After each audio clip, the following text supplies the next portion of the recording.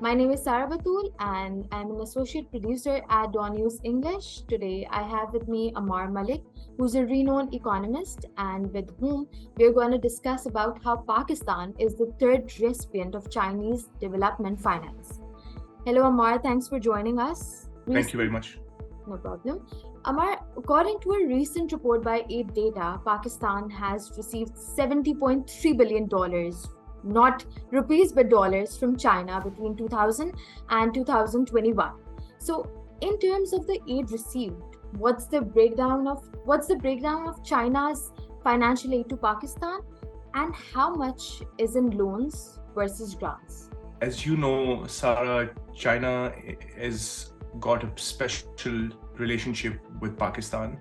When the China-Pakistan Economic Corridor was launched back in 2015, as President Xi visited Pakistan for the first time, it was presented to the world as the flagship project of China's Belt and Road Initiative.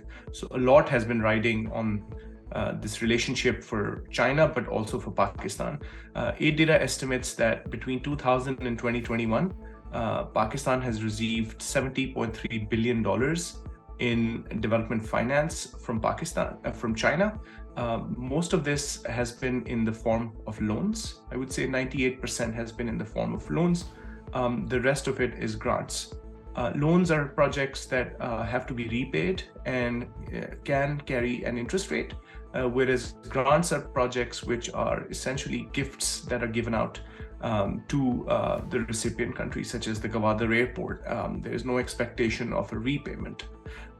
In terms of sectors, we see a very interesting pattern.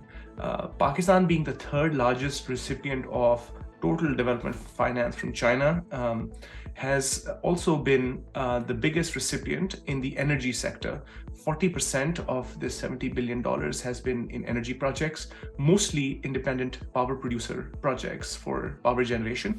And followed by that, Pakistan has also been a huge recipient, the third largest in the world, of what we call budget support. This includes the deposits that Pakistan receives from Chinese banks, and it also includes short-term liquidity injections that the Chinese provide to make sure that Pakistan's economy has enough dollars in the system to continue to function as a normal economy would. In terms of political eras and the years, we see that it was in 2017 when CPEC commitments reached around $14 billion. That was the absolute peak. This came at the back of President Xi's visit to Pakistan in 2015 and a huge focus from the then government of Nawaz Sharif on big ticket infrastructure projects, particularly power plants and highways. Since then, we have seen that even though Chinese development finance in total has been pretty steady at around $5 or $7 billion a year during the PTI years, the form of that money has changed. No longer is China committing big infrastructure projects to Pakistan like it was in the early part of the BRI. Today, the name of the game is deposits and debt swaps from the state bank, as well as other mechanisms to make sure that Pakistan is remaining afloat and is able to service its existing debt obligations on time and with interest. And so that has been a tremendous pivot that China has made away from infrastructure and toward short-term liquidity. In a way, you can say that Pakistan is a microcosm of China's Belt and Road Initiative. And I say this because throughout the world, in the early days of the BRI from 2014 onward, China made huge bets in big ticket infrastructure projects. And then after about 2018, it realized that many of these countries, including Pakistan, that received record number of large projects simply did not have the capacity to continue to repay the loans on time, and their economies did not have the ability to absorb all this capital injection. And this is why we are seeing a rise of what we call rescue lending, and Pakistan is no exception. In fact, the rescue lending portfolio through the budget support mechanism that I described earlier is the largest in the world in Pakistan. China has given Pakistan over $28 billion in rescue short-term lending, which has essentially helped the Pakistani economy stay afloat float and to avoid default. So, Amar, this brings us to the most important question, that where exactly is all the money going? Well, if you do the breakdown of the $70.3 billion that China has committed to Pakistan, the single largest sector is energy at 40% or about $28 billion. Most of this money has gone into independent power producer projects, IPP projects, and we also saw the result of that when during the years of the Nawaz Sharif government, we saw a dramatic improvement in the power situation in the country.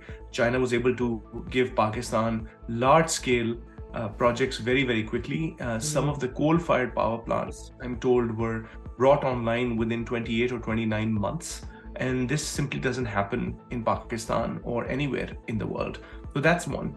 The other big sector that China has been committing to in terms of infrastructure is transportation. Pakistan received a huge number, I would say about $10 billion in transport sector investments from China in the form of loans as well as grants, which included things like the Gwadar Airport, the Lahore Orange Line Metro project, which was essentially grandfathered into the BRI. It also featured a lot of highways, both in the north of the country, as well as in the Punjab, as well as in Sindh. So China made huge bets in trying to improve Pakistan's infrastructure, transportation and energy being pivotal infrastructure. The hope was that these infrastructure improvements will then translate into economic growth outcomes in the second phase of CPEC. That simply hasn't happened. What has happened instead is that Pakistan has had to receive about $28 billion in general budget support and banking and financial services sector investments, which have basically loans that Pakistan has taken on a short-term basis in order to keep our economy afloat. And while the situation that we find in today is not entirely of the making of China or the CPEC, it has definitely played a huge role in increasing Pakistan's debt burdens, and it is that is stepping up the breach and giving Pakistan these loans.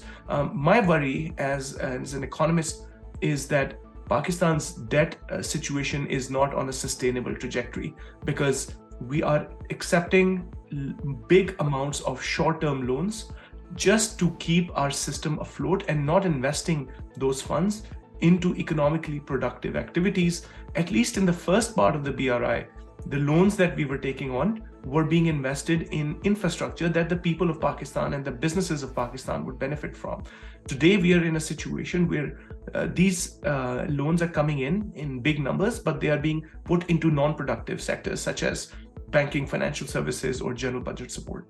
So, now before we wrap up, could you explain a bit about China's global financing landscape? Since the launch of the Belt and Road Initiative, China has rapidly accelerated its global development financing. AidData estimates that today Chinese development finance is not only the single largest provider of development finance in the world, it is touching $80 to $85 billion on average, which is about $20 billion more than its nearest rival, the United States. So in a way, the narrative that the Belt and Road Initiative has come to a grinding halt, that new commitments since COVID have come down to zero, is simply not true. AidData has uncovered fresh evidence that provides unprecedented level of detail on this, and it has documented very clearly that while infrastructure investments from China have come down quite a bit in recent years, China has made a strategic pivot toward providing more emergency or rescue lending, especially to countries which have received record numbers of overseas development financing through the Belt and Road Initiative. So in a way, Chinese banks are now bailing out themselves and helping recipient countries at the same time, making sure that the loans that were received early on are repaid on time and with interest. Another big feature of Chinese development finance today around the world is that China is acting like an international crisis manager for the first time. If you are a Chinese official sitting in Beijing looking at a global dashboard of Belt and Road projects, you see a lot of flashing red lights. there are three main challenges that the Chinese are dealing with. One is related to repayment risks or debt sustainability, because 80% of China's loan portfolio around the world is now in countries which are in financial distress, according to the IMF. 55% of loans that China gave out are now due for repayments, and this percentage is going to increase to 75% in the next 7 years. This means that China is having to deal with a situation where its primary borrowers are unable to pay their debts. Second problem that the Chinese are dealing with is related to loan performance, or we would call environmental, social, and governance, or ESG risks. Here, we are finding that in the early BRI years, almost half of all projects that China was financing were facing one or more of these risks, such as corruption scandals, environmental problems, or social unrest or labor violations. However, in recent years, we have witnessed a sea change in China's approach. They have become more proactive in trying to proactively manage this, and their strategy now is to introduce stronger ESG protections in their loan agreements ex ante, which means that they are syndicating with Western banks and Western multilateral institutions, and they're bringing tighter ESG clauses in their contracts and penalties to protect their interests. And the third very important aspect or challenge that the Chinese are dealing with is reputational. What we have seen is that during the last 5 years, the average approval rating of Chinese leadership, according to Gallup World Poll data from around the world, has gone from 56 to 40%, all the while US ratings have gone up.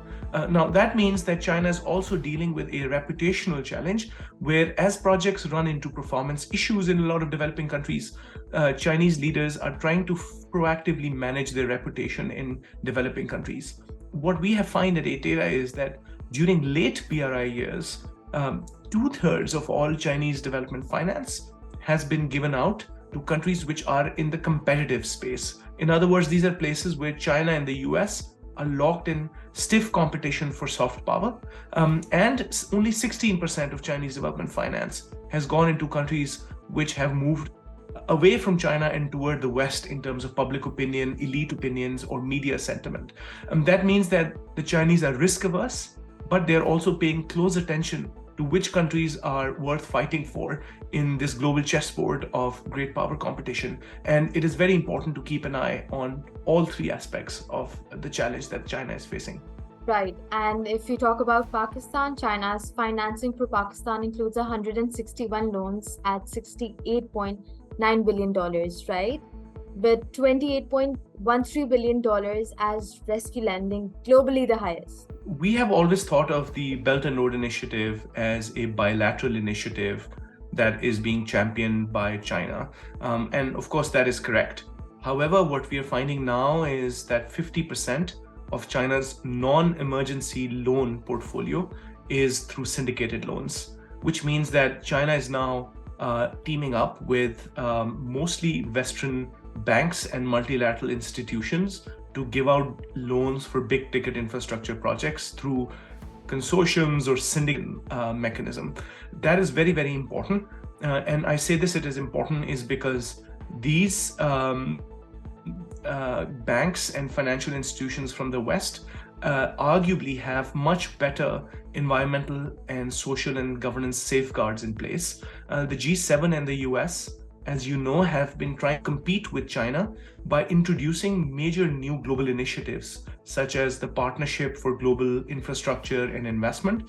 And their main argument is that we, the West, are going to provide to developing countries infrastructure financing that is of a higher quality, and we will have lesser environmental and social problems. China always, on the other hand, has had the advantage of scale and speed. They can deliver projects very, very quickly. Now, when China had higher environmental safety and social safety and governance safeguards levels, that means that they are now to Western countries' benefit to come to developing countries and say that we can provide you something better. So if I was sitting in Washington or in London, I would be very worried about China's new claims or their efforts to try to syndicate the BRI. And we at AidData have found that in recent years, around 60% of Chinese loans for infrastructure come with high ESG safeguards. So that is something that has a tremendous policy implication. The Global Chinese Development Finance data set that AidData has put out as part of this report launch has a treasure trove of data on over 20,000 projects originating in China, but going to 165 countries around the world. And I think that the least that developing country governments can do, and this includes our own government, officials in ministries of finance, in provincial governments, or Ministry of Energy officials who are signing loan agreements from China and from other creditors, they must take the time to spend an effort in understanding China's playbook. So if, for example, Pakistan is about to sign a loan contract for a 600 megawatt hydropower project from a Chinese company, they can simply go into this data set and see what kind of terms and conditions did the same Chinese creditor and the same Chinese contractor offer to a neighboring country like Vietnam, Laos, or Cambodia in recent years for a similarly sized project. We think that this sort of information can be instrumental in understanding how and why China is offering different rates to different countries, and that gives borrowers greater autonomy to make informed decisions about the loans that they're taking on. I think this is a minimum level of due diligence that government officials in Pakistan should perform before taking on any loans, whether it's from China or from other creditors. So, thank you so much, Ammar. Thank you so much for joining us. It was great talking to you, and your insights and knowledge was invaluable. Thank you so much. Please take care and goodbye.